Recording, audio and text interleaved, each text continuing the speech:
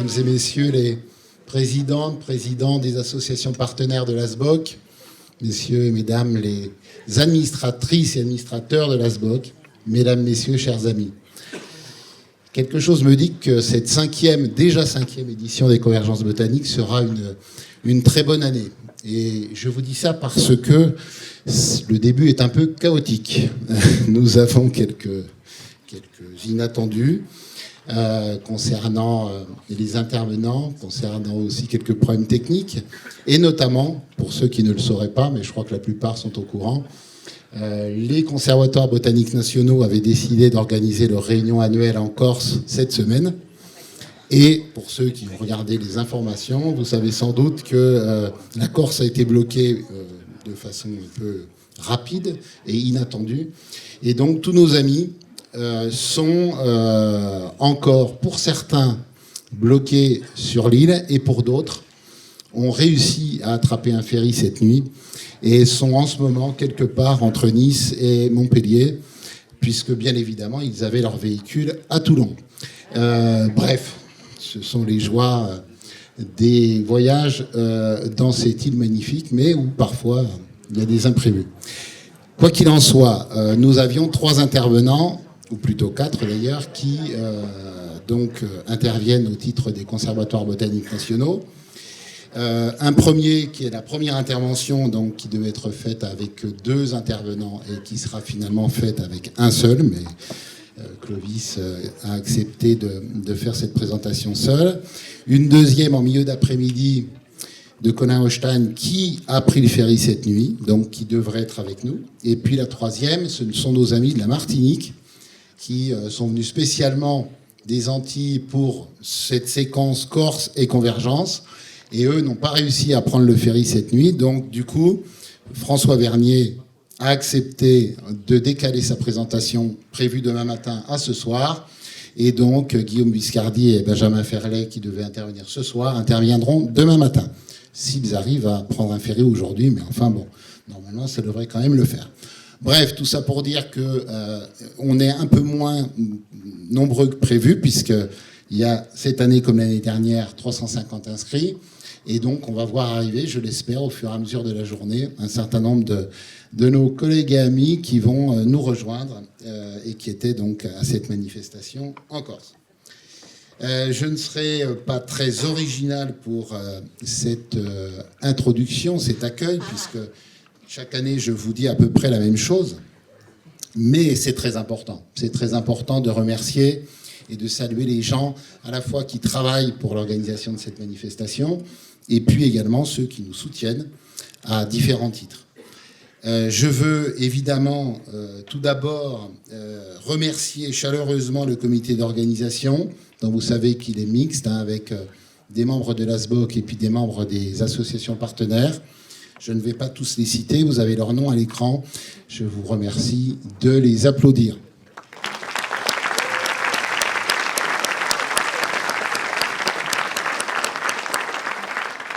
Demain, ils monteront sur scène pour que vous leur fassiez un hommage. Je veux également remercier, comme à l'accoutumée, nos partenaires. Une manifestation comme celle-ci, c'est évidemment du travail, et on vient d'en parler, mais c'est aussi des coûts importants. Et pour cela, nous avons besoin que des gens nous aident. Et nous avons depuis l'origine, et en tout cas depuis plusieurs années pour certains, des partenaires principaux qui sont à nos côtés. La Fondation de l'Université de Montpellier, qui a toujours été présente. La mairie de Montpellier, et je veux vraiment dire que, alors que notre société botanique a pour, je dirais, philosophie de ne pas solliciter de subventions publiques, et nous n'en avons pas, puisque nous ne les demandons pas, il est par contre absolument essentiel que la ville nous aide, en tout cas c'était notre souhait pour l'organisation de cette journée, et cette magnifique salle dans laquelle vous êtes nous est mise intégralement à disposition de façon totalement gracieuse par la ville de Montpellier. Et je voulais, à travers vous, Monsieur Jouot, une nouvelle fois vous remercier. On a, vous le savez, et on en parlera demain, des éditions qui se sont faites déjà à Nancy, cette magnifique édition nancéenne, et puis bientôt dans des villes partenaires. Toulouse, Grenoble sont déjà programmées, et puis on commence déjà à évoquer d'autres villes. Le cœur de l'organisation d'une manifestation comme celle-ci, c'est la salle.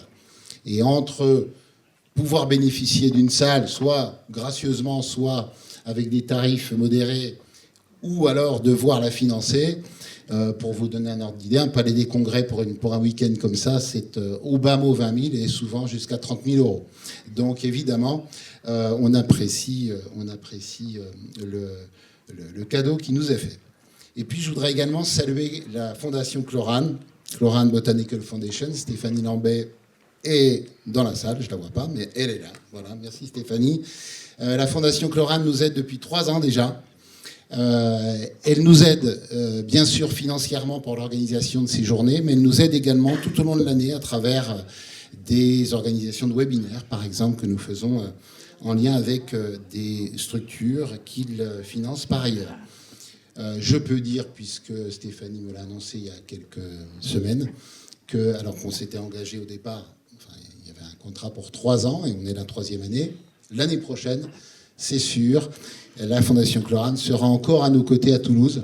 Bon, ça aurait été quand même un comble pour que le groupe Pierre Fabre de ne pas être présent à Toulouse, mais on l'apprécie beaucoup et puis on verra après pour la suite ce qu'il en est. Merci à eux.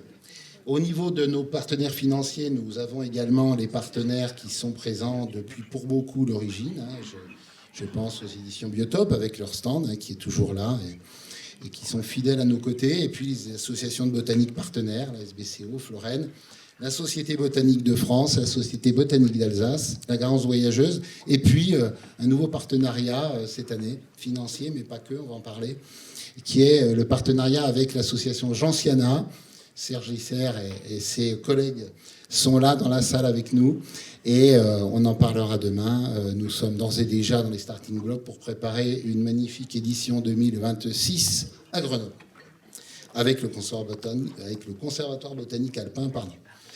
Alors, il y a également beaucoup d'associations et d'organismes qui sont partenaires de façon globale sur la manifestation. J'ai mis en avant les 4 nouveaux de cette année. Donc Gentiana, on vient d'en parler.